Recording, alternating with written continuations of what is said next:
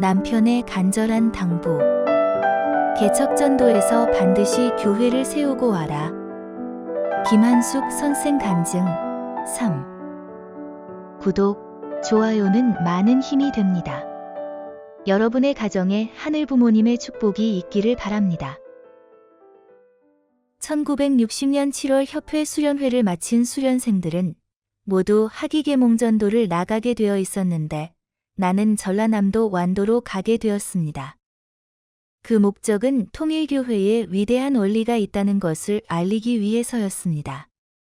나는 포스트와 팜플렛을 가지고 서부로 가서 포스트를 붙이고 가정 방문을 하면서 팜플렛을 배부하고 말씀을 전했습니다. 지금은 도시와 농촌의 경제적 격차가 작은데 당시의 농촌 생활은 정말 가난했습니다. 참아버님은 계몽 나가는 사람이 흰쌀밥을 먹을 수 있나? 그들과 같이 고생해야 한다고 하셔서 40일간 보리밥만 해 먹도록 지도하셨습니다. 또 구원섭리는 복귀섭리이며 복귀섭리는 탕감을 통해서만 이루어지고 탕감에는 고생이 필연적으로 따른다고 원리로 가르쳐 주셨습니다. 그렇게 선생님은 우리를 고생의 길로 내모는 훈련을 해주신 것입니다. 완도에 전도 나가서 얼마 후 고등학교 1학년 장남이 왔습니다. 그리고 같이 팜플렛을 배포하며 협력해준 덕분에 많은 힘이 되었습니다. 그 40일간 사이에 집회를 2번 했습니다. 첫 번째는 사진관에서, 두 번째는 장소를 빌리지 못해서 어떤 불악 정원에서 했습니다.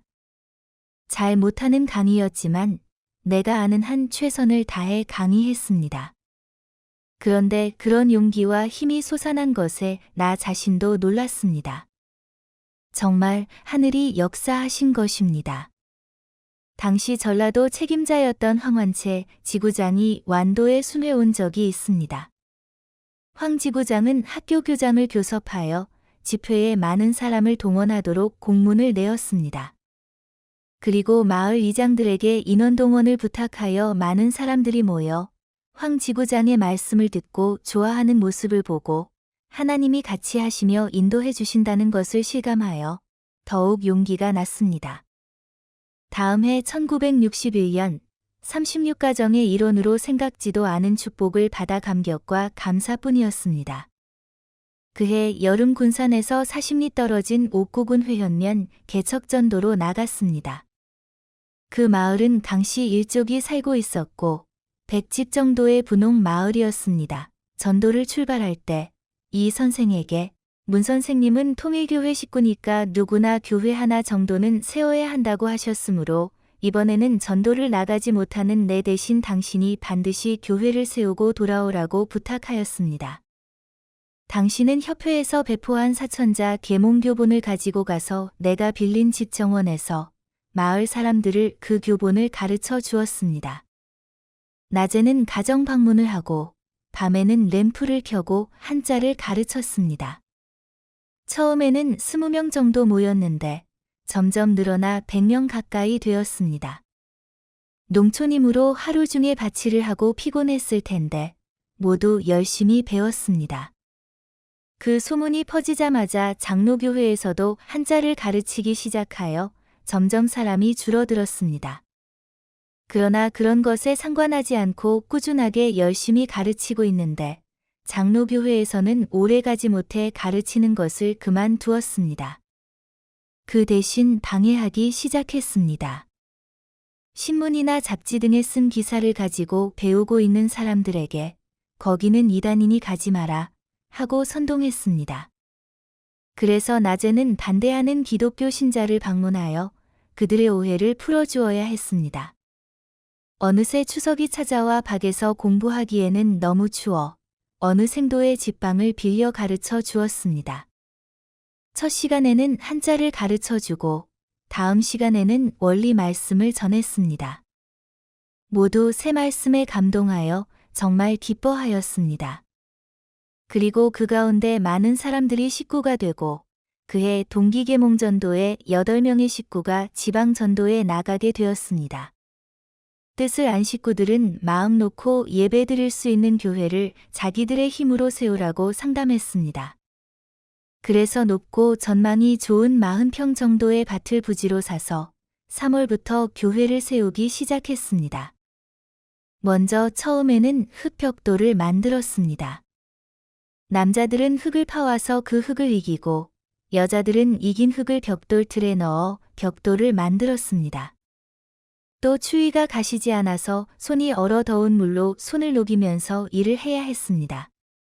만들어진 벽돌을 말리기 위해 식구집들에 널어 두었는데 다음날 아침에 가보니 밤사이에 눈이 내려 벽돌이 부서져 사용할 수 없게 되었습니다.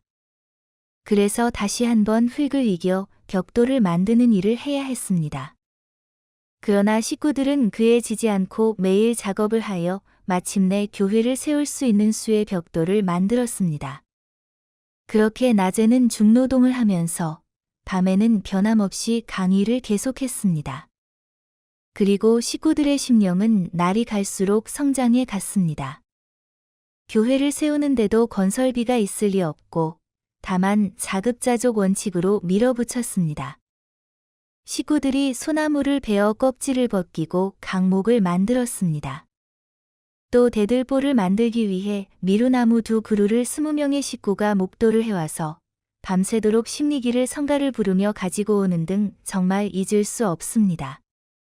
이렇게 건축자재를 하나하나 갖추어 가면서 드디어 전도사 방을 갖춘 교회를 세웠습니다.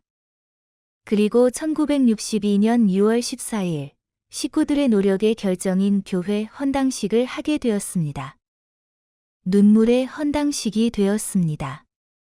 어린 식구들이 반드시 성취해야 한다는 투지와 집념과 신앙으로 완성을 본 것입니다.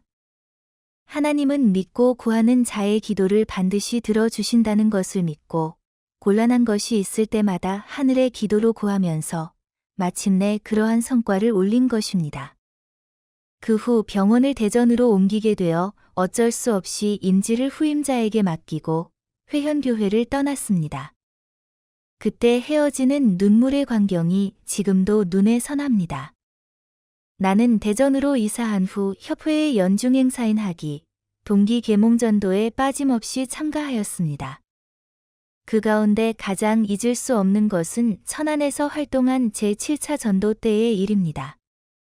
그 당시는 어디나 마찬가지였는데 교회 활동은 힘들었습니다.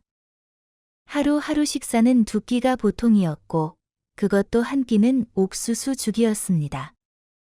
식구가 한 사람 늘어나면 2사람, 2사람이 늘어 3사람이 나누어 같이 먹으며 고락을 나누었습니다. 그 당시 식구들의 따뜻한 정을 지금도 잊을 수 없습니다. 식구들은 모두 이러한 어려운 생활을 감내하면서 심씨는 대단히 고생의 고개를 하나하나 넘어갔습니다. 고생을 통해서만 완성한 인간이 된다는 말씀과 전도는 남을 구함과 동시에 자신을 성장시키기 위해서다 하는 참아버님의 말씀이 정말 진리라고 통감하였습니다. 어느 전도 기간이 마친 수요일 밤에 이 선생이 예배에 왔습니다. 이 선생은 예배를 마치고 나서 식구들과 밤늦게까지 화동하였습니다. 그러자 너무 비가 와서 낡은 집이어서 천정 여기저기에 비가 샜습니다. 그래서 받기 위해 있는 그릇을 다 꺼내 두어서 잘 곳이 없어 자연히 철야기도가 된 적이 있습니다. 일선의 개척자들은 고생하는 생활을 하면서도 6천년간 가시기를 오면서 고생한 하늘의 비참한 모습을 생각하면서 눈물 흘렸습니다. 지금 와서는 모두 잊을 수 없는 추억입니다. 경청해 주셔서 감사합니다.